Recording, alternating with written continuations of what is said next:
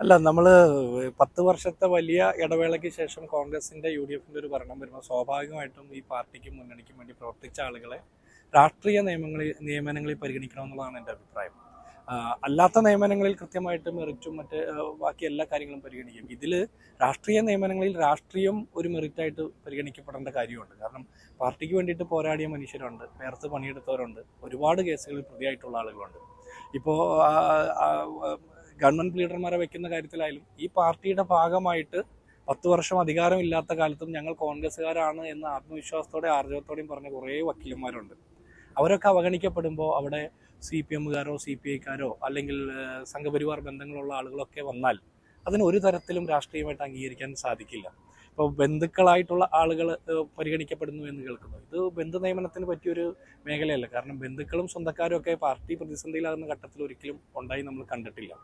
അതുപോലെ തന്നെ സീനിയർ വക്കീലന്മാർ പലരും അവരുടെ വലിയ ബന്ധങ്ങളുടെ പുറത്ത് ജൂനിയേഴ്സിന് സമ്മാനം കൊടുക്കുന്നതാണ് പ്ലീഡർ എന്നുള്ളതും കേൾക്കുന്നു. അപ്പോൾ അതൊന്നും ഇത് അങ്ങനെ സമ്മാനം കൊടുക്കാൻ വേണ്ടിയുള്ള ഒസ്യത്ത് കൊടുക്കുന്ന പരിപാടിയൊന്നുമല്ല. ഈ പാർട്ടിയുടെ ഭാഗമായി പ്രവർത്തിച്ച ആളുകളെയാണ് പരിഗണിക്കേണ്ടത് എന്നുള്ളതാണ് ഒരു രാഷ്ട്രീയ അഭിപ്രായം.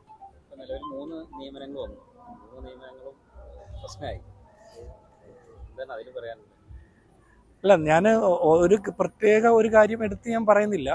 ഇത്തരം കാര്യങ്ങൾ ചെയ്യുമ്പോൾ ഇപ്പോൾ വലിയ തിരക്കുണ്ട്. ഇപ്പോൾ നമ്മൾ ഒരു 10 വർഷത്തിന് ശേഷം വരുന്ന ഒരു അധികാരത്തിലേക്ക് വരുന്ന സാഹചര്യമാണ്. സ്വാഭാവികമായിട്ടും ഇത്തരം കാര്യങ്ങൾ പരിശോധിക്കുന്നതിൽ ഒരു വലിയ തിരക്കും ബഹളമൊക്കെ ഉണ്ടാകും. അപ്പോൾ അതിനിടയ്ക്ക് അശ്രദ്ധയിൽ സംഭവിച്ചു പോയതായിരിക്കും.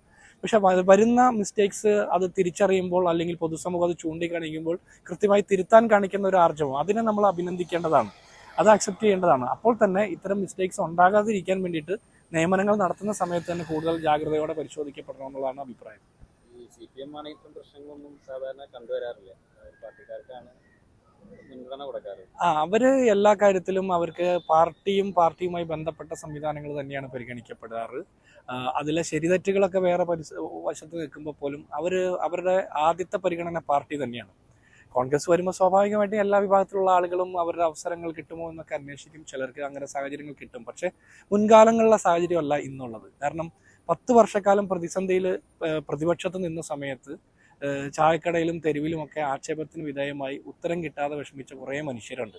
ആ മനുഷ്യരുടെ അവസാനം വരെ നിന്ന് പോരാടിയതിൻ്റെ ഭാഗമായിട്ടാണ്.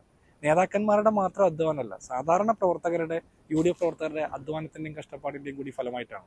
അപ്പോൾ പിണറായി വിജയൻ സർക്കാരിൻ്റെ കാലത്ത് നമ്മൾ വിമർശിച്ച അതേ കാര്യങ്ങൾ UDF സർക്കാരിൻ്റെ കാലത്ത് ആവർത്തിക്കപ്പെട്ടാൽ ഞങ്ങൾക്ക് ഉത്തരമില്ലാതെ വേർക്കേണ്ടി വരും. അതിനുള്ള സാഹചര്യം ഉണ്ടായിക്കൂടാ. അപ്പോൾ ഞങ്ങൾ അഭിപ്രായം പറഞ്ഞെന്ന് വരും.